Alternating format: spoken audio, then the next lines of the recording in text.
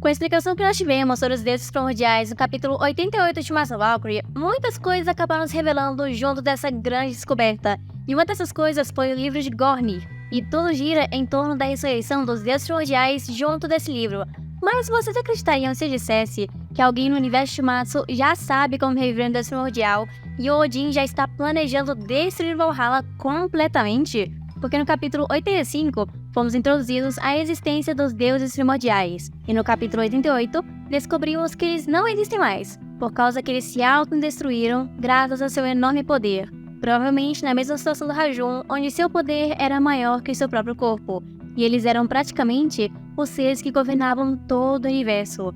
E então, depois que eles se autodestruíram, voltaram para o caos primordial, que foi de onde eles também nasceram. E o Odin, por algum motivo, quer reviver esses deuses que uma vez governaram cada coisa que existia no universo.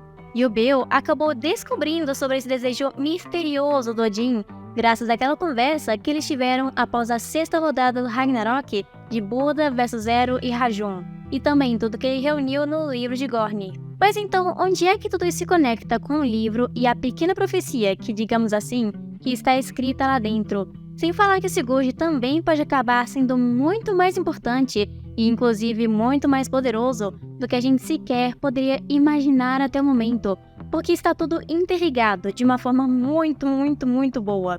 Mas vou explicar a situação em partes, porque primeiro de tudo, o livro de Gornir tem um significado muito provável nessa última palavra, Gornir, que é praticamente um aviso. Então o nome do livro seria Livro do Aviso.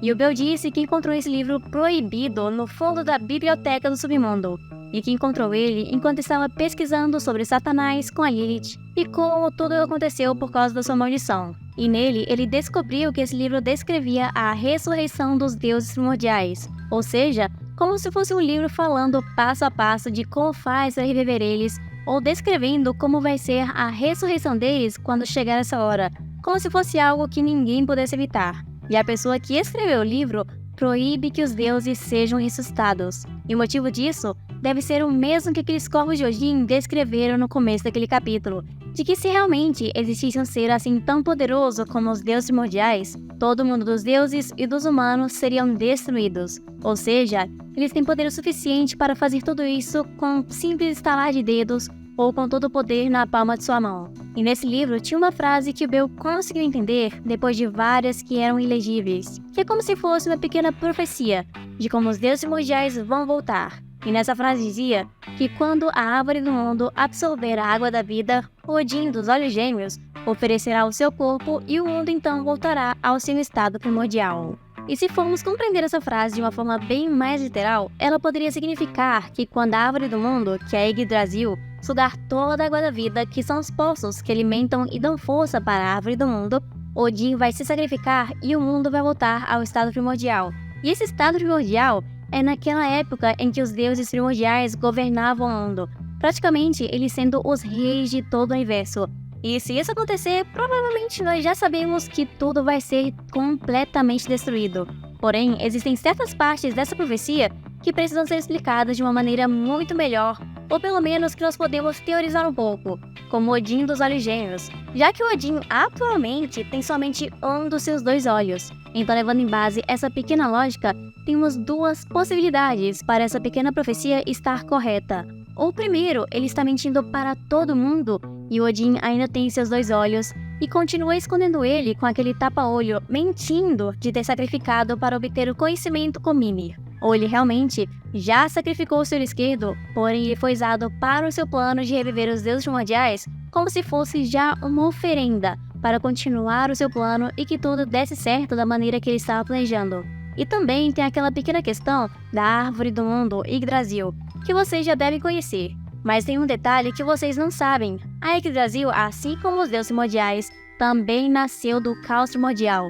Então pode-se dizer que ela é muito importante até mesmo no universo Shumatsu, já que ela é a base de todos os 9 mundos, inclusive o próprio Valhalla e o mundo dos humanos. E a água que é usada para regar, mais ou menos, a árvore do mundo Yggdrasil, vem dos poços no reino dos deuses, um principalmente chamado Urdabrun. E nesse poço também ficam as Nornas, que são 3 mulheres muito especiais que ficam lá escondidas nas raízes da Yggdrasil para regar a árvore do mundo.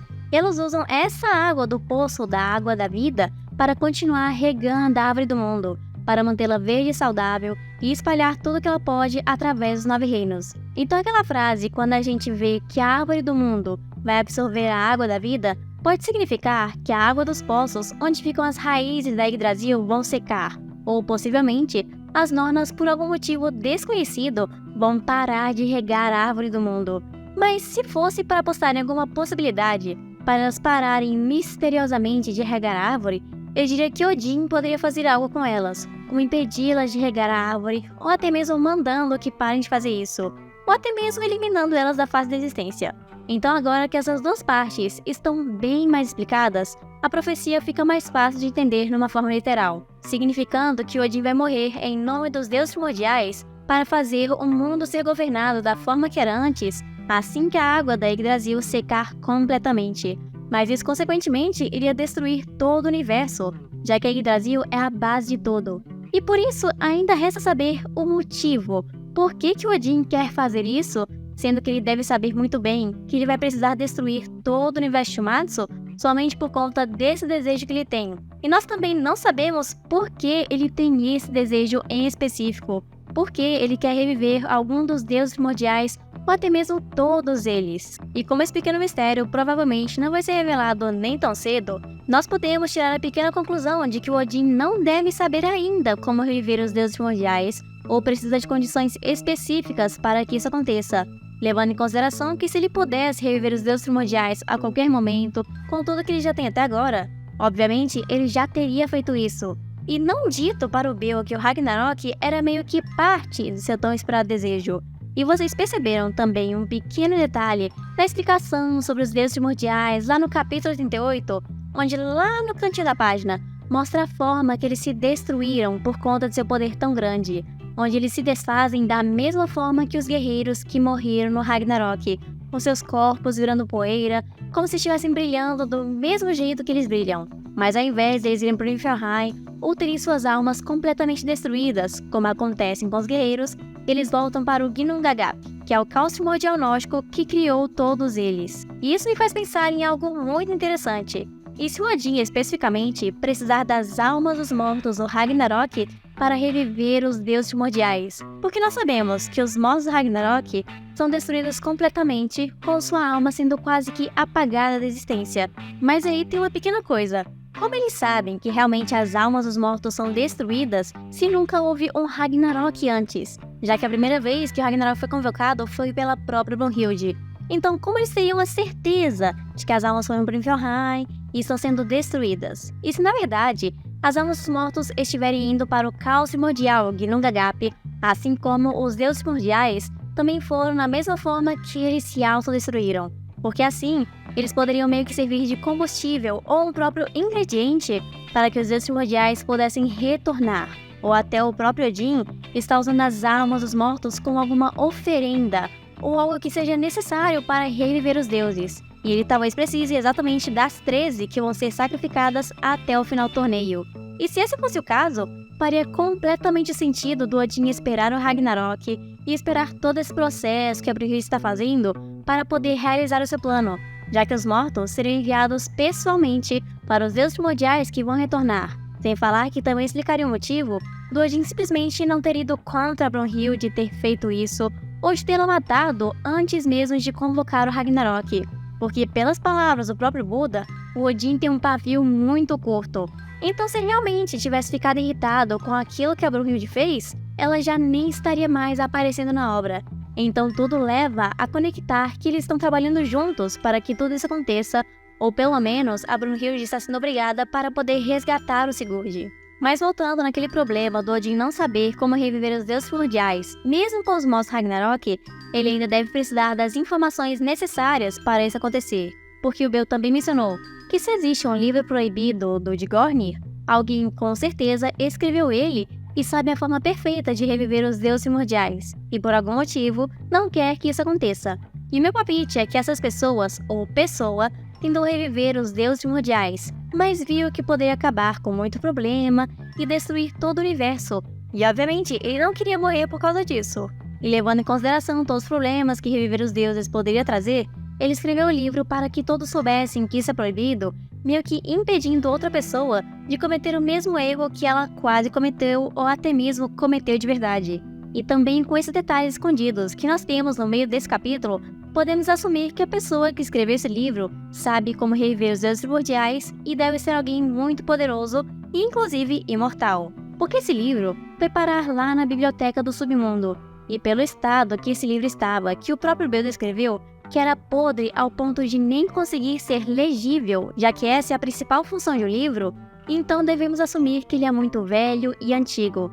Então, esse ser deve ser imortal para ter vivido até o momento, praticamente um deus ou semideus. E o único ser que se encaixa em todas as condições que conhecemos até agora, que está também envolvido no meio da conversa dos deuses primordiais, é o Sigurd ou Siegfried. E eu tenho diversos motivos para acreditar que ele é a pessoa que guarda todos esses segredos que Odin está tanto querendo saber.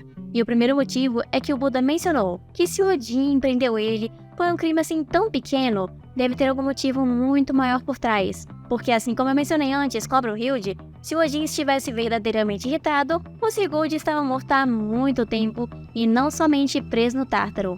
Então a única razão para o Sigurd estar preso no Tártaro, trancado às 7 chaves e com 2 enormes guardas na frente do portão, já que ele não fez nada demais, é que o Odin pessoalmente não quer ninguém perto dele. Até proibiu os guardas que ficam rondando dentro do Tártaro de ficar conversando com ele. Como se ele estivesse com medo de que alguma informação do Sigurd pudesse sair de lá de dentro. E também com certeza o Sigurd está preso de todas aquelas coisas, com todas aquelas correntes em volta do seu corpo, para que ele também não saia dali por nada. Levando em consideração que se ele realmente foi a pessoa que escreveu aquele livro e fez tudo o que está descrevendo nele, ele deve ser muito poderoso e se não bastante forte. Já que o Sigurd é a chave principal para Odin saber sobre os deuses primordiais, descobrir todos os seus planos e como fazer tudo isso. É quase uma fonte infinita de informações sobre o que ele quiser saber sobre todas as situações e o desejo que ele mais quer saber. E levando em conta desses argumentos, podemos assumir que sim, Sigurd deve ter escrito esse livro e sabe tudo o que é necessário para o Odin. E está preso exatamente por conta desse motivo. E por alguma razão, o Ragnarok também é necessário para tudo isso. E eu ficaria bem impressionada se pudéssemos ver realmente se isso é verdade antes da próxima pausa para a rodada de Shumatsu. Mas mesmo que isso seja a mesma verdade e as teorias que falamos aqui nesse vídeo sejam comprovadas, ainda existem diversos mistérios ainda no meio disso tudo que precisam ser desvendadas. Só que de uma forma ou outra, quais outras teorias vocês também têm sobre os deuses primordiais e o livro de Gorni? Mas antes de comentar, se inscreve no canal, que eu sei que a maioria de vocês que veem os vídeos não são inscritos. Então vai se inscrevendo, porque assim você vai poder aproveitar ainda mais vídeos de Shumatsu que estamos lançando toda semana e deve ativar o sininho para saber exatamente a hora que vai sair, para que você possa ver todos eles em sequência. E aproveitando que você vai se inscrever, não esqueça de se tornar também um membro, como o historiador Jonathan Rock, Ian Thales, Charlie Zero, Vianney Uchiha, Felipe Silva, Yuri Pérez Ponti, Brendo Medeiros, Glitch TV e Matheus.